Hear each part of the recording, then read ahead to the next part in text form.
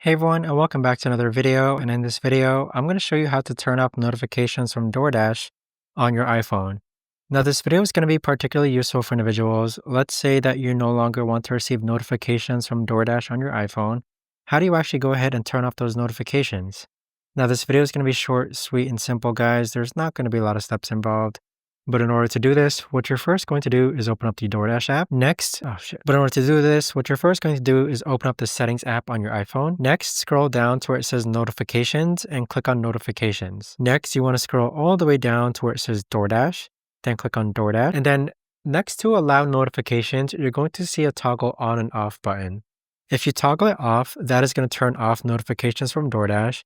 But if you toggle it on, that is going to turn on notifications on Doordash. But there you have it, guys. That right there is the best and easiest way that I know of to actually go ahead and turn off notifications from Doordash. If you guys know of a better or easier way to actually do this, let me know in the comments down below. I would love to know.